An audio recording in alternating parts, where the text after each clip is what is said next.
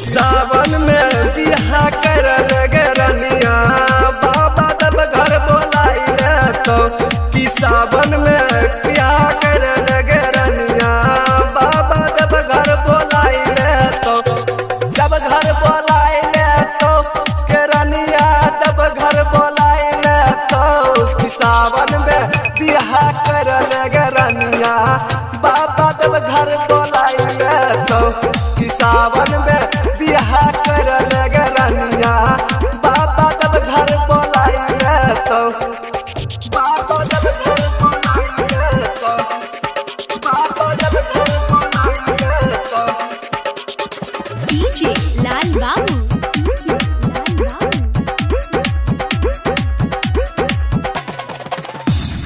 छुटे जतो तोरा पसेना सैया रोजे डोल तो हथ बेना गे रनिया सैया डोल तो हथ बेना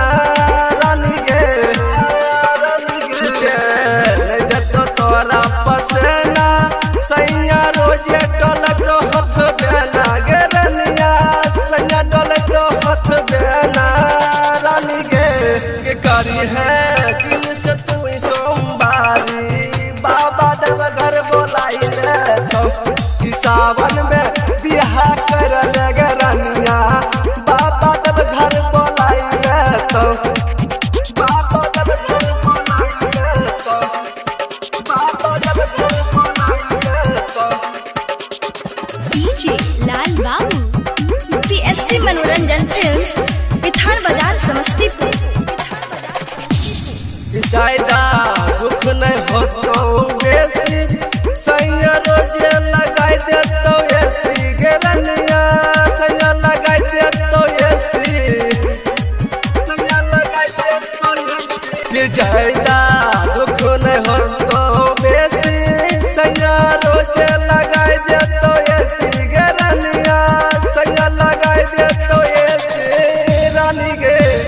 हई छो गोविंद आशीष बाबा तानी तब घर बोलाइले तो कि सावन में बिहा कर लगे रनिया बाबा तब घर बोलाइले तो म्यूजिक बाय प्यारे अर्जुन।